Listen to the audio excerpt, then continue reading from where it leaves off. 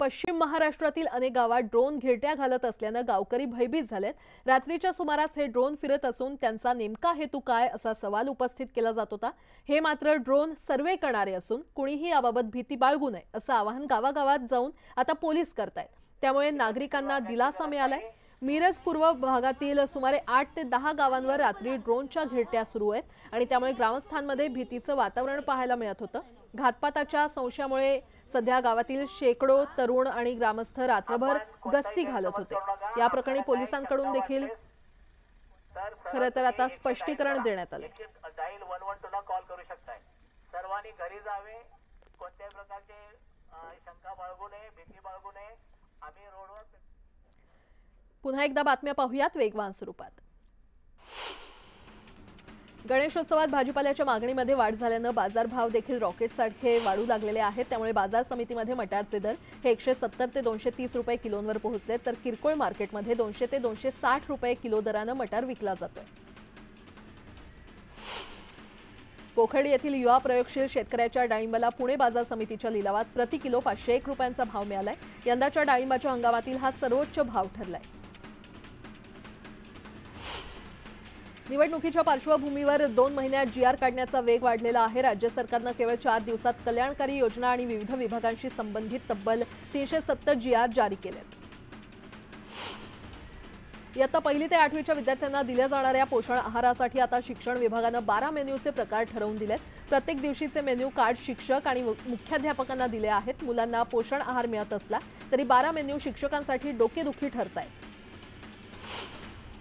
गौरी गणपती सणाच्या पार्श्वभूमीवर दादर इथल्या फुल बाजारात मोठ्या प्रमाणात आवक होऊन देखील दर चढेच आहेत। फुलांच्या दरांमध्ये 50 ते 60% वाढ झाल्याने ग्राहकांच्या खिशाला झळ बसते। ऑगस्ट महिन्यात विक्रीविना पडून असलेल्या वाहनांचा साठा हा 70 ते 75 हजारांवर गेला। या पडून असलेल्या वाहनांची किंमत तब्बल 77,800 कोटी रुपयांच्या घरात आहे। राज्य परिवहन महामंडळाच्या बसगाड्यांची अंतिम चाचणी पूर्ण झालेली आहे। त्यामुळे पुढील महिन्यात जवळपास 100 नव्या बस ताफ्यामध्ये दाखल होणार आहेत, तर नोव्हेंबरपर्यंत आणखी 300 बस धावणार आहेत। राज्यात कीटकजन्य, जलजन्य आणि प्राणीजन्य आजारांच्या प्रतिबंधात्मक आणि नियंत्रणात्मक प्रभावी उपाययोजनांसाठी आजार प्रतिबंध आणि नियंत्रण समितीची आढावा बैठक पार पडली। सर्व विभागांना त्यांची कामं आणि भूमिका या बैठकीमध्ये विशद करण्यात आल्या। राज्यात नव्याने स्थापन करण्यात आलेल्या आणि श्रेणीवर्धन केलेल्या आरोग्य संस्थांसाठी नव्याने कुशल आणि अकुशल पदांची निर्मिती करण्याचा निर्णय सार्वजनिक आरोग्य विभागाने घेतलाय। त्यानुसार 93 विविध आरोग्य संस्थांसाठी 2603 पदं निर्माण करण्यात आली असून ही पदं बाह्य स्रोतांद्वारे भरण्यात येणार आहेत। राज्याच्या प्रादेशिक परिवहन कार्यालयांनी फिटनेस प्रमाणपत्र देण्यास 18 दिवसांचा विलंब केल्यामुळे हजारो वाहनं अडकलेली आहेत आणि या व्यत्ययामुळे आर्थिक नुकसान होत असून राज्यातील अत्यावश्यक वस्तूंच्या वाहतुकीस मोठ्या प्रमाणात विलंब झालाय। गणेश प्रतिष्ठापना सोहळ्यानिमित्त काढण्यात येणाऱ्या मिरवणुकीमध्ये लेझर दिव्यांचा वापर करणाऱ्यांविरोधात पोलिसांनी कारवाईला सुरुवात केली आहे। लेझर झोतांसाठी साहित्य पुरवणाऱ्या 6 जणांविरोधात गुन्हे दाखल करण्यात आले। श्रावणापासून गौरी गणपतीच्या सण उत्सवाच्या काळात दरवर्षी विड्याच्या पानाच्या दरात तेजी असते, पण यंदा अतिपावसामुळे उत्पादनात 40% घट झाली आहे। आवक कमी आणि मागणी जास्त अशा स्थितीमुळे एका करंडीचा दर 1400 ते 1500 रुपयांवर गेला। मेल एक्सप्रेस गाड्यांमधील खाद्यपदार्थांच्या दर्जात आणखी सुधारणा व्हावी या उद्देशाने भारतीय रेल्वे कॅटरिंग आणि टुरिझम कॉर्पोरेशनच्या वतीने देशभर सुमारे 1000 क्लस्ट किचन उभारण्यात येणार आहेत। त्यामुळे रेल्वे प्रवाशांना दर्जेदार आणि स्वच्छ पदार्थ मिळणार आहेत।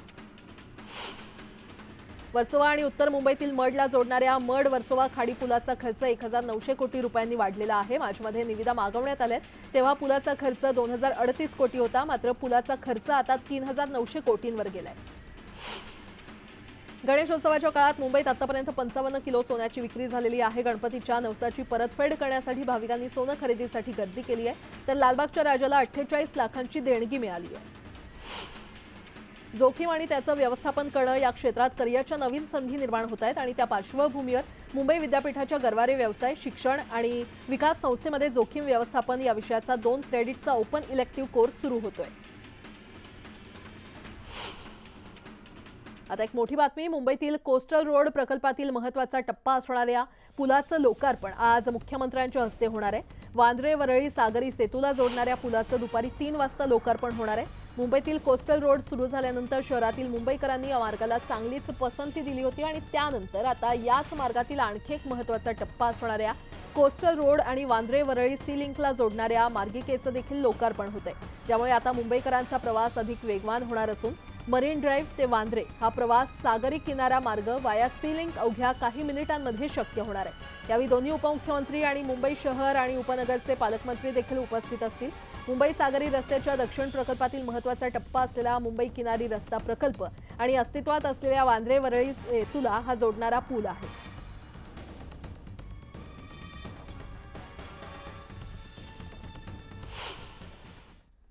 उपमुख्यमंत्री देवेंद्र फडणवीस यांनी काल नागपुरातील विविध भागात स्थानिकांच्या घरी जाऊन महालक्ष्मी आणि गणरायाचं दर्शन घेतलं। यावेळी एमसीएचे माजी अध्यक्ष अमोल काळे यांच्या निवासस्थानी देखील त्यांनी भेट देत गौरी गणपतीचं दर्शन घेतलं। मुंबईतील प्रसिद्ध जीएसबी गणपतीचं ढोल ताशांच्या गजरात विसर्जन करण्यात आलं। या गणपतीची 5 दिवस प्रतिष्ठापना करण्यात आली। सिंधुदुर्ग जिल्ह्यातील 5 दिवसांच्या गणपतींचं विसर्जन थाटामाटात करण्यात आलं। गणपती बाप्पा मोरया, पुढच्या वर्षी लवकर या असं म्हणत गणपतींना भावपूर्ण निरोप देण्यात आला। चाळीच्या आठवणींना उजाळा देण्यासाठी पांचाळ कुटुंबियांनी आपल्या घरात चाळीचा सुंदर देखावा साकारलेला आहे। मुंबईच्या चाळीमध्ये बाप्पा विराजमान झाले। सांगली जिल्ह्यातील मिरजेत महात्मा गणेशोत्सव मंडळानं यंदा डॉल्बी आणि लेझर शोला फाटा देत गणेशोत्सव साजरा केलाय। ऋषिकेश येथील रामझुला पुलाचा भव्य स्वरूपात देखावा साकारलेला आहे आणि याची रुंदी 120 लांबीची आणि उंची 20 फुटांची आहे। हा भव्य देखावा पाहण्यासाठी नागरिक मोठ्या प्रमाणात गर्दी करतात। गोंदिया जिल्ह्यात गणेश चतुर्थीच्या 5व्या दिवशी महालक्ष्मीचं पूजन करून सण साजरा केला जातो। गेल्या 80 वर्षांपासून गोंदियातील माने परिवारात महालक्ष्मी स्थापना करून मोठ्या श्रद्धेनं महालक्ष्मीचं 3 दिवस पूजा अर्चा केली जाते आणि 16 प्रकारचे नैवेद्य दाखवून महालक्ष्मीचं पूजन केलं जातं। या महालक्ष्मीच्या दर्शनासाठी मोठी गर्दी केली जाते। मावळमधल्या देहुरोड इथे सार्वजनिक गणेश मंडळांनी पौराणिक कथेवर भर न देता आकर्षक रोषणाई केली। बाप्पाला केलेली सजावट गणेश भक्तांचं लक्ष वेधून घेते। कोकणात गौरी गणपतीच्या उत्सवात विविध प्रथा जपल्या जातात। यावेळी पांगारकर कुटुंबियांनी गौरी गणपतीची सुमारे 150 वर्षांची परंपरा जपली आहे। यावेळी गौरी पाठवण्याच्या कार्यक्रमात भजन सादर करत रात्री 12 वाजता गौरीला निरोप देण्यात आला। चोपडा शहरासह तालुक्यात 5व्या दिवशी ढोल ताशांच्या गजरात गुलाल आणि फुलांची उधळण करत बाप्पाला भावपूर्ण निरोप देण्यात आला।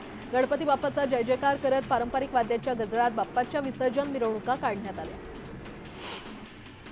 गणपती बाप्पा मोरया, मंगलमूर्ती मोरया, पुढच्या वर्षी लवकर या अशा जयघोषात गणेश भक्तांनी 5 दिवसांच्या बाप्पाला निरोप दिला।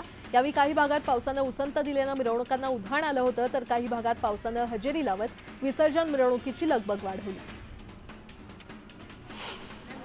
मुक्ताईनगरच्या कुऱ्हा काकोडा या गावात गौराईचं आगमन झालंय आणि यावेळी गौरीसाठी छत्रपती शिवाजी महाराज यांच्या राज्याभिषेक सोहळ्याचा देखावा साकारण्यात आला। यावेळी देखावा पाहण्यासाठी आणि दर्शनासाठी भाविकांनी मोठ्या प्रमाणात गर्दी केली। मध्य प्रदेशच्या मंडला भागाला मुसळधार पावसानं झोडपून काढलाय। नर्मदा नदीनं धोक्याची पातळी ओलांडली असून पूल पाण्याखाली गेलाय। नदीजवळ न जाण्याच्या सूचना प्रशासनानं नागरिकांना दिल्या।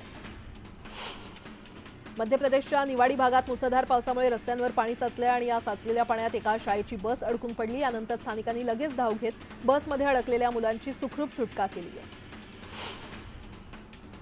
मध्य प्रदेशच्या सिहोरमध्ये मुसळधार पावसामुळे पूरस्थिती निर्माण झालेली आहे। पुरामुळे जनजीवन विस्कळीत झाले असून काही वाहनं देखील यात वाहून गेल्याचं समोर आलंय।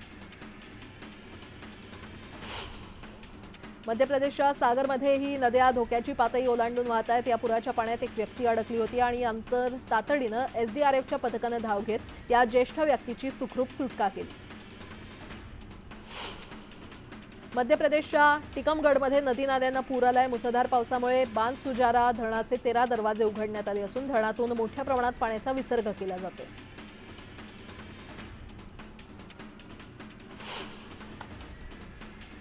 यूपीतल्या झाशीमधील टहरोली भागात मुसळधार पावसामुळे स्मशानभूमीमध्ये पाणी शिरलं, तर नदीची पातळी वाढल्यानं एका गावातील 14 लोक अडकून पडले होते आणि यानंतर तातडीनं एसडीआरएफचं पथक घटनास्थळी दाखल झालं, पण पाण्याचा प्रवाह खूपच जास्त असल्यानं त्यांना बाहेर काढण्यात अद्याप यश आलेलं नाही। कर्नाटकच्या मांड्यामध्ये गणेश विसर्जन मिरवणुकीवर दगडफेक करण्यात आल्यानं तणाव निर्माण झाला होता। यानंतर 2 गटात झालेल्या हाणामारीत परिसरातल्या अनेक वाहनांना आग लागली आणि तोडफोड करण्यात आली। पोलिसांनी तातडीनं घटनास्थळी दाखल होत स्थिती नियंत्रणात आणली। यावेळी जमावाकडून काही दुकानांना आग लावण्याचाही प्रयत्न करण्यात आला। चंदीगड सेक्टर 10 मधल्या एका घराबाहेर ग्रेनेड हल्ल्यानं भीती पसरलेली आहे। हल्ल्यानंतर ऑटोमधून आरोपी फरार झालेत। या प्रकरणी एका संशयिताला पोलिसांनी ताब्यात घेतलंय। यासोबतच इतरही काही महत्त्वाच्या बातम्या आपण पाहणार आहोत. तुर्तास एक छोटासा ब्रेक घेऊन लगेचच परत येतोय. पाहत रहा न्यूज 18 लोकमत.